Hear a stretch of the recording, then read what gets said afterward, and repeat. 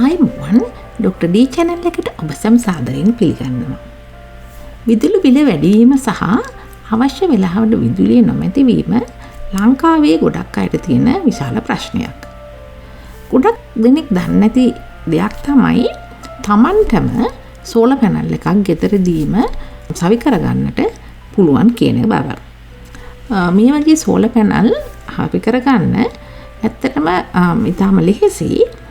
පොඩි solar panel එකක් හයි කරගත්තාම අපිට පුළුවනි රාත්‍රී කාලයට බල්බ් දෙක තුනක් පත්තු කරගන්න. ඒ වගේම ෆෝන් එකක් charge කරන්න, ඒ වගේම කම්පියුටර් පාවිච්චි කරන්න, මේ වගේ දේවල් වලට අවශ්‍ය සෝලර් විදුලිය ඉතාම පහසුවෙන් ගෙදරදීම අපිටම හවි කරගන්න පුළුවන් පැය භාගයක් වගේ සුළු කාලයක් ඇතුළත.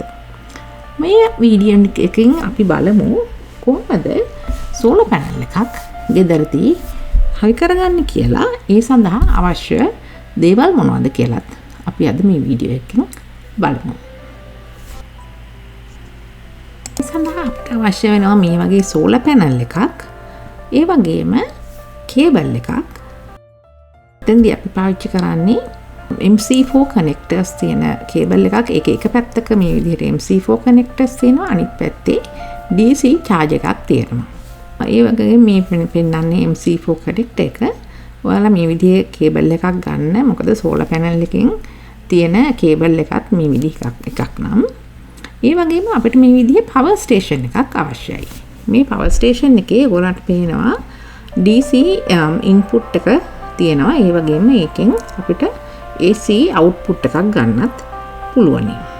මම ඉස්සෙල්ලා කිව්වා වගේ අපිට අවශ්‍යයි සෝලර් පැනල් එකක්, MC4 connect එකක්, ඒ වගේම power station එකක්. මේ තුන තමයි අපිට අවශ්‍ය වෙන්නේ අපේ ගෙදරදීම විදුලිය නිපදවාගෙන පාවිච්චි කරන්න. සෝලර් පැනල් එකකින් එන MC4 connectors ඔයාලගේ තියෙන කේබල් එක මේ විදිහට සෝලර් පැනල් එකකින් එන charger කනෙක්ට් කරලා ඒකේ DC charger එක ඔයාලට පුළුවනි power station එකට හවි කරන්න. මෙතන මම පෙන්නන්නේ සෝලර් පැනල් එකක්. ඒකේ අපි ලේබල් එකට ගියාම ඔයාලන්ට පේනවා ඒකේ ස්පෙસિෆිකේෂන්ස්. ඒකේ maximum power එක ඔයාලන්ට පේනවා 100 watt කියලා. කියන්නේ 100 watt එකක සෝලර් පැනල් එකක් තමයි මෙතන තියෙන්නේ. ඔයාලන්ට පේනවා ඒකේ voltage එක කීයද, කොච්චර ampere ගානක current එකක් මේකේ නිපදවනවද කියලා.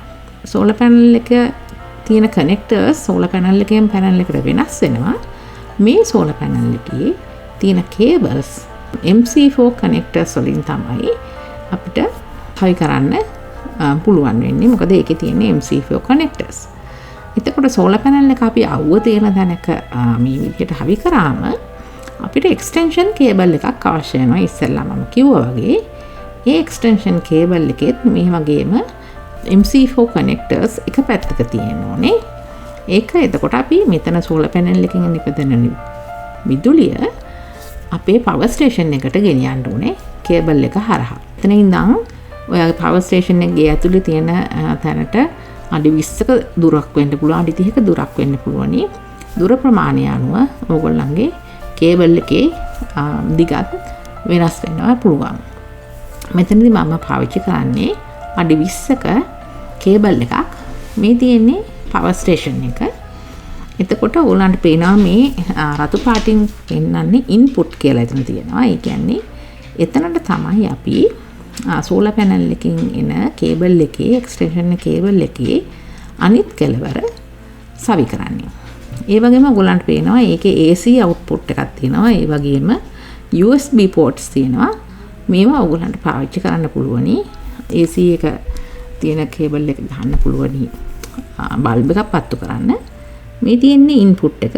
එතකොට මම DC ඒ end එක මෙතන input එකට හවි කරපුවාම දැන් ඔයගොල්ලන්ට පේනවා මේක charge වෙන බව. දැන් අපිට පුළුවනි බල්බ් එකක් හවි කරපු plug point එක මේ AC output එකට සම්බන්ධ කරලා බල්බ් එකක් පත්තු කරගන්න. ඒ වගේම ඔයගොල්ලන්ට DC බල්බ් එකක් තියෙනවා නම් මේ USB port එකට ගහලා බල්බ් එකක් පත්තු කරන්න පුළුවනි. ඒ වගේම ෆෝන් එකක් charge කරන්න පුළුවනි මේ DC ports වලට සම්බන්ධ කිරීම මගින්. 200 watt වගේ power station එකක්. ඒ නිසා ඕගොල්ලන්ට මේ වගේ power station එකකින් fridge එකක් වගේ on කරන්නට හැකිවන්නේ නැහැ. දැන් අපි බලමු plug එකක් මේකට සවි කරලා. දැන් මෙතෙන්ට මම plug එක සවි කරා. ඕගොල්ලන්ට පේනවා දැන් මේ green house එක තියෙන grow lights මෙතන දාලා තියෙන්නේ ඒවා පත් වෙන ආකාරය. ඔයාලට පේනවා දැන් solar panel එකක් high කරගන්න එක ඇත්තම ඉතරම පහසු දෙයක් කියලා. මේ සඳහා අවශ්‍ය උපකරණවල ලිස්ට් එක මම links පහලින් දාන්නම්. ඉතින් ඔයාලා තාම මගේ channel එකට subscribe කරලා නැත්නම් subscribe කරලා like කරලා share කරන්නත් අමතක කරන්න එපා. ඔයාලට මේ පිළිබඳව ගැටලු තියෙනවා නම් හෝ comments තියෙනවා නම් පහලින් comment කරන්නත් අමතක කරන්න එපා. එහෙමනම් මේ වගේ වීඩියෝ එකකින් අපි නැවතත් හම්බ වෙනතුරු ඔබ සැමට ආයුබෝවන්.